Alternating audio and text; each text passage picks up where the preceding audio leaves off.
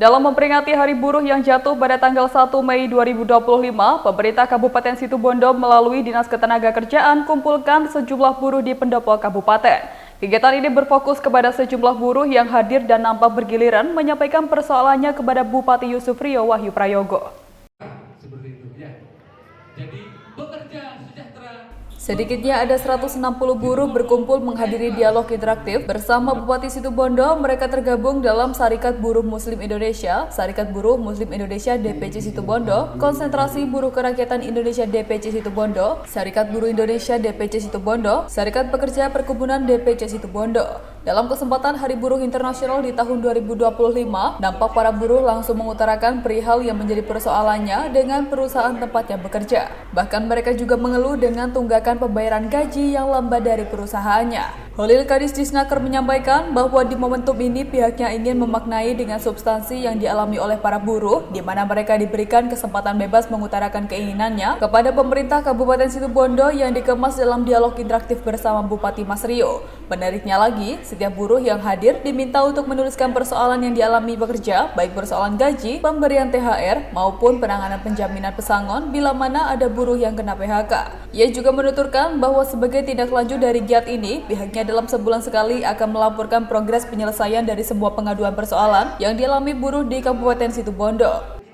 Pemerintah Kabupaten Situbondo ingin memaknai peringatan ini kepada substansi, bukan kepada hura-hura, turun ke jalan, teriak-teriak yang mengganggu keamanan ketertiban dan membahayakan orang lain.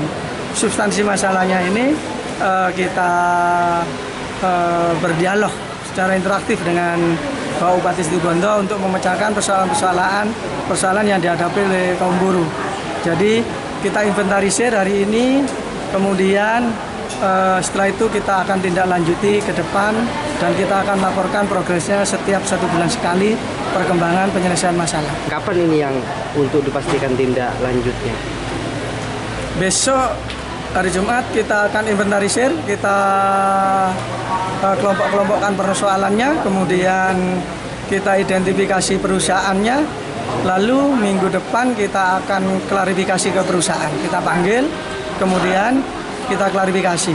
Setelah itu kita dorong untuk dilakukan perundingan dua pihak bipartit. Kalau terjadi kesepakatan berarti selesai. Kalau tidak terjadi kesepakatan maka akan kita klarifikasi di tingkat kabupaten, kita damaikan. Kalau tidak ada solusi baru kita bawa ke provinsi untuk diterbitkan anjuran dan kita akan sarankan untuk masing-masing pihak untuk menggugat ke Pengadilan Hubungan Industrial. Betulnya yang paling krusial dominan apa sih Pak dari buruh semua itu tadi? Saat ini adalah yang menjadi persoalan buruh di Situbondo adalah karyawan PMMP, di mana PT PMMP sekarang ini kesulitan likuiditas keuangan, sehingga yang kena rasionalisasi pesangonnya belum dibayar secara cicil, dibayar dengan mencicil. Sementara itu teman-teman menginginkan dibayar kontan. Nah, kemudian kalau hak-haknya PT PMMP tidak mengelak, tetapi dia tidak memiliki kemampuan untuk membayar menurut perusahaan itu, padahal nilainya tidak terlalu besar. Itu ya kalau di total 1,5 miliar. Nah, teman-teman minta itu dibayar kontan. Kemudian yang kedua, karyawan yang masih aktif itu gajinya itu terlambat 8 bulan, 10 bulan. Kami sudah berusaha untuk mengirimi surat resmi, menekan agar itu diselesaikan. Karena kalau tidak segera diselesaikan, maka teman-teman akan menggugat di Pengadilan Hubungan Industrial. Jadi problemnya adalah sebenarnya di kemampuan PMMP. Menurut PMMP itu tidak mau membayar kontan. Sementara itu karyawan ingin dibayar kontan, pesangon. Sementara di sisi lain, Lukman Hakim, Ketua DPC Sarbu Musi Situbondo mengatakan, pada momentum Mei Day 2025, aspirasi yang disampaikan langsung ke Bupati berkenaan dengan masih adanya perusahaan yang menggaji karyawan tidak sesuai UMK, masih dominannya karyawan yang belum diikutsertakan BPJS Ketenagakerjaan, dan status kejelasan para pekerja yang sudah bekerja beberapa tahun masih belum berstatus karyawan tetap. Pak, apa poin yang dibawa tadi untuk jadi pembahasan inti sama Bupati?